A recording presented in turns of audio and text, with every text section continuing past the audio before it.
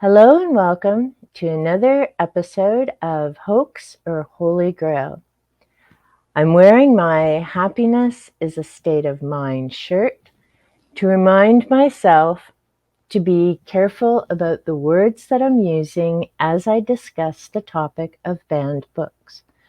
I also, in the background, have my little gnome, my little Zen gnome to remind me to stay in that grounded, happy place and focus on the message that I want to convey, as in bringing awareness to the subject and not getting off on a tangent. I know there are some people who may think this isn't that big a deal, and why are so many people talking about it?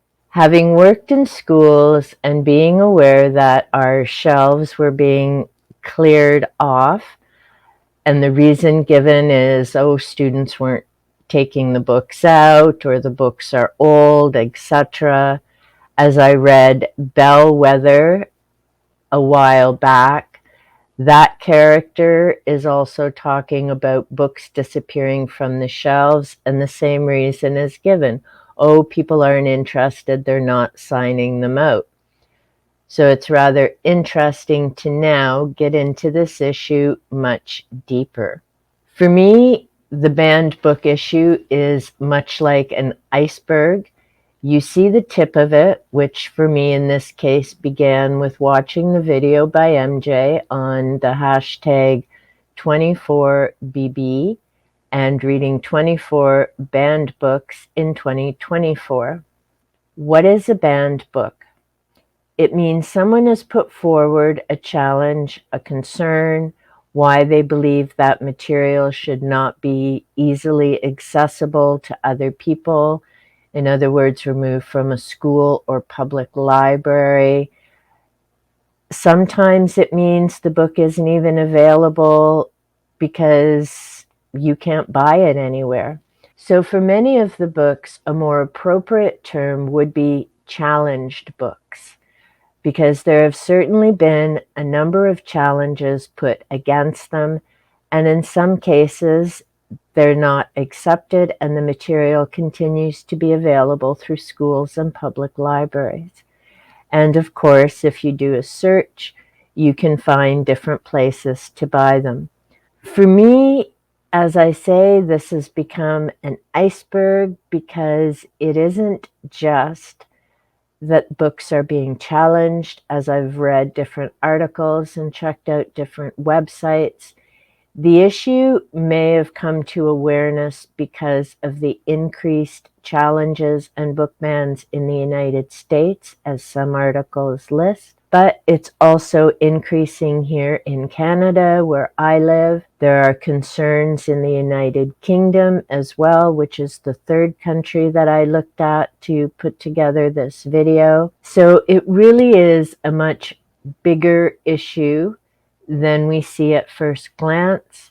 It isn't just politicians. There are a number of different groups involved in these challenges, although thankfully there also are a number of groups involved in fighting to keep those resources available. Things like Freedom to Read Week, book sanctuaries, and I'll talk about all of those throughout the video. But this issue really has made me start to wonder, probably because I just read George Orwell's 1984 for the second time a few months ago, and it really does make you wonder whether the Ministry of Truth may actually be something in our future, just not the date that Orwell thought it would be. 24 in 2024 was started by MJ at Reading This Life. You can find out more about that by going to hashtag 24 lowercase bb, where you'll find not only MJ's video about the issue, but you'll also find other booktubers like myself and the various videos that they've made, which talk about the issue as well as the different books that they've read, giving summaries and why the different books were challenged. So I highly recommend going to check that out. As a former educational assistant, I worked in schools for 23 years, both at the elementary and high school level. And honestly, I do not remember in any of the schools that I worked in hearing about Freedom to Read Week, which here in Canada is during February. I don't remember seeing any displays. I don't remember any discussions in classrooms. Doesn't mean they didn't happen, just means I don't remember. And it could have been more of an issue in the hundreds of other schools that I did not work in throughout our province. I became aware of this watching MJ's video. Now, MJ is in the United States. When I watched her video, I decided it was something that I wanted to be involved in. Because I live in Canada, I decided to incorporate what's been banned in the United States and what books are banned here in Canada. For the United States, I looked up the American Library Association, and they have then the list I am going with currently is their list of 100 banned and challenged books from 2010 to 2019. For Canada, sadly, we don't have a list as clear and concise, so I ended up going to the Freedom to Read website, CBC News, as well as Penguin Books to put my list together. What I've noticed as I've been refining my list, so I have everything in my nice duotang, and if you've seen some of my other videos, I also connect with animal guides. So horse, which relates to communication, was the perfect cover for this particular issue. I have my notes together, and I've started, I have my list of books, as well as the different reasons and the countries that they're banned in. So for each book I do, I have a double page ready to fill in what were the issues, where were they banned. And that will, of course, continue to grow after I finish my list of 24. What I found very interesting is that a number of the books that I've picked are banned in both Canada and the United States.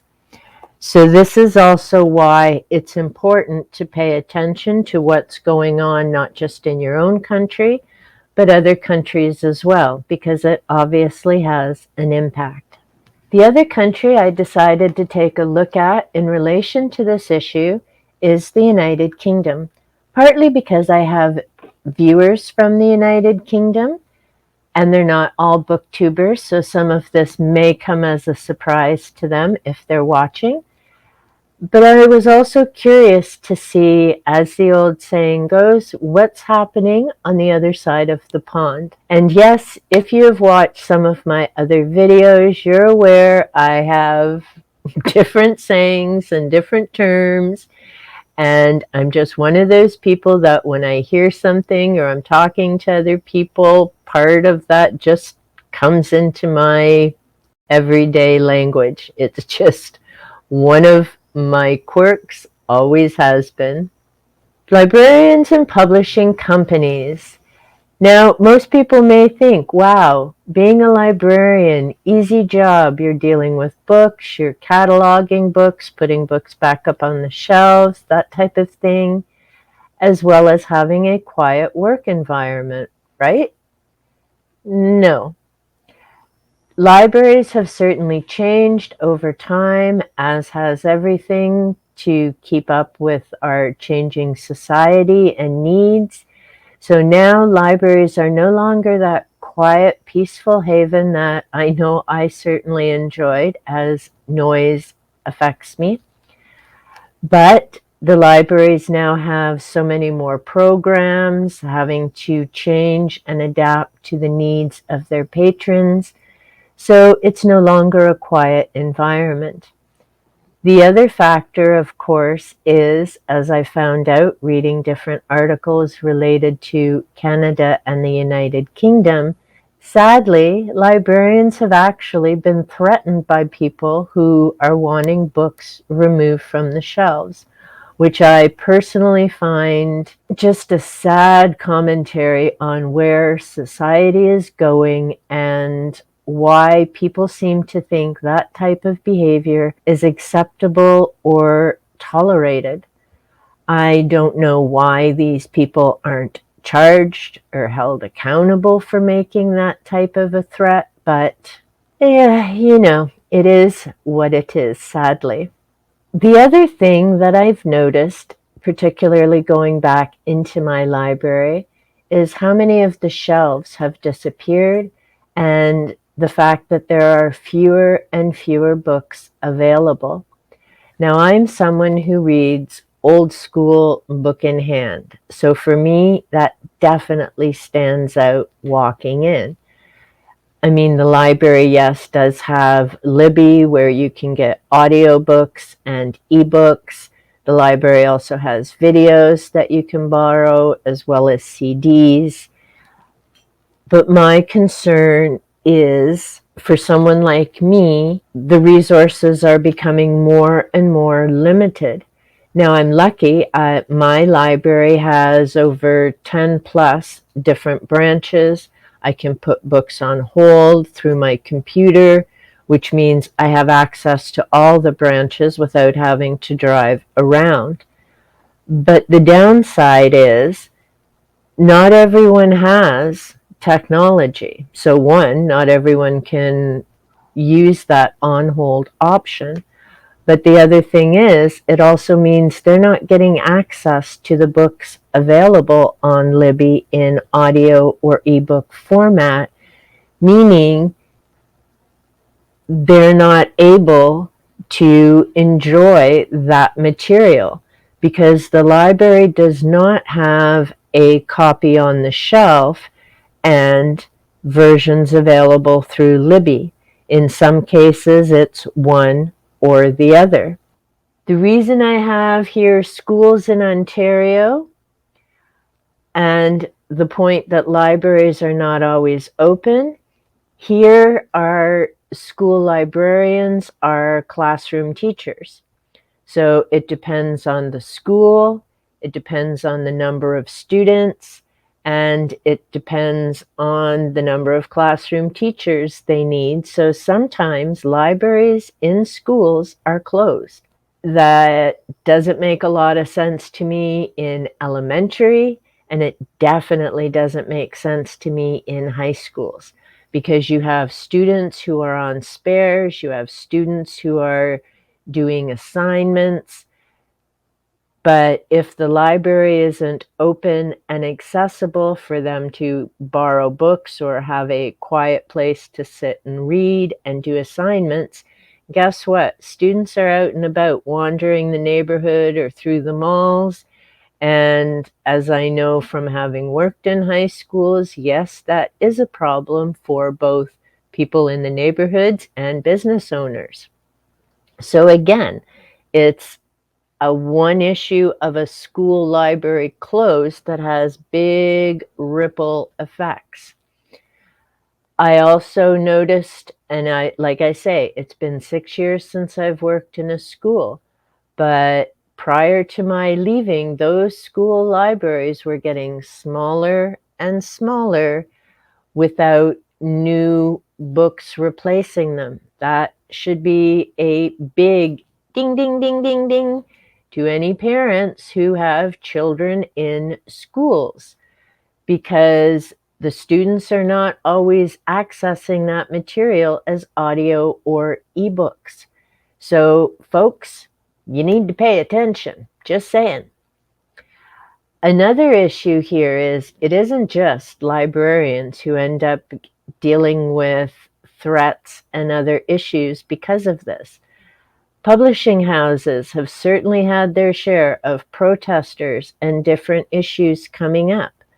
Hay House, for example, I know years ago I was reading and seeing things about people having issues with their work, even though their work has to do with motivation, they have animal guides, they have channeled work, but they also have work from people who believe they are in contact with alien entities and other types of higher beings. And apparently that just throws some people into a whirlwind. So Hay House has certainly had issues as well. Of course, that doesn't typically come up in the media because, based on what little snippets I watch, the media in the last, I would say, 4 years, other than the time they were dealing with COVID, are pretty much laser focused on one, maybe two issues, and they just rehash it over and over. But another publishing house that I'm sure has had their share of challenges is Llewellyn, because they have been known for a long time as a new age publisher. So there is a variety of content that they have that, seriously, if people have problems with Harry Potter, Llewellyn's content would just send them over a big cliff. This is a bit longer than I had planned. I know I will be editing this from my original taping, but they're important points. There are things I didn't want to cut out.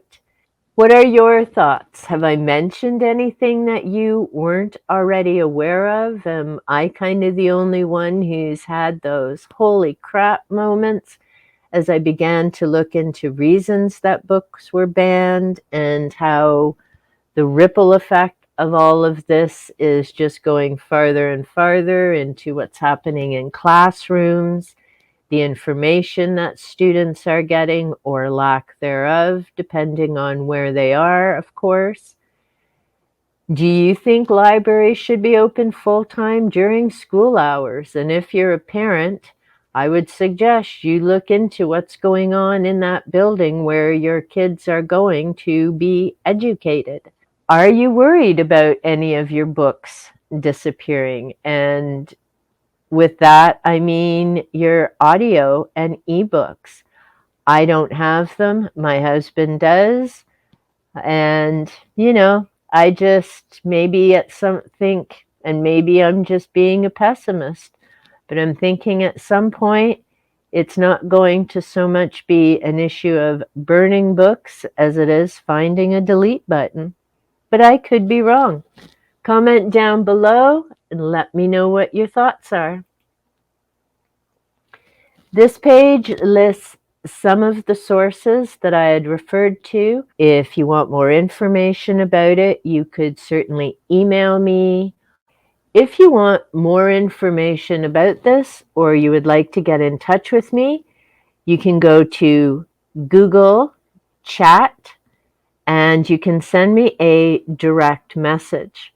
Also, if you'd like to set up a conversation about books or some of the other topics that I discuss, Google offers the opportunity to set up spaces, which are rooms where you invite only the people that you want, and you can direct message each other, carry on a conversation. You can also share files. So there's another opportunity to connect as well. On this list, I also have Bill C-367 and Bill C-63. These are from Canada, and I'm currently reviewing them. I know people have mentioned them and concerns about the content. I'm not going to get into them because I haven't read them or reviewed them. I know one of them has to do with some changes to the criminal code, as my employment prior to working in schools did involve having to be familiar with the criminal code as well as being a case manager with clients. And I'll kind of leave that at that for now. But I do want to carefully review and contemplate what's in those documents. Because unfortunately, like with books, people quickly glance at these things, but because it's government and written in a certain way, you really need to take some time to read it, digest it, and process it to fully understand what it is they're trying to say, and whether, if, as it seems initially, it's a bad thing, or it's just the wording is tripping some people up. So that is something that I personally will be looking further into. Not sure whether it'll ever come up in a video, perhaps in a book review, if it relates to that. But in any case, I just wanted to put that down here because it does certainly relate back to the banned book issue. If you're in the United States or the United Kingdom, I have no doubt you also have documents that relate back to this type of thing. So if you're interested, it isn't just about reading books to raise awareness. There's so much more that can be done to address this issue. As always, thank you so much for the gift of your time. If you found this video to be of interest or of benefit, if it tweaked your curiosity about banned books, be sure to give that like button a tickle and leave me a comment down below, as both of those help me to get out to other viewers who may be of like mind and who may also be interested in my content, which, as you may know, is quirky and eclectic. And yes, JP, thank you. I'm going to stick with that because it's accurate. I don't just talk about books. I also have nature videos and my silly cats on Friday. So if that's of interest to you, make sure you click on that subscribe button and definitely turn on the notification bell so you know when I upload content that may be of interest to you. Until next time, have a great one. Take good care.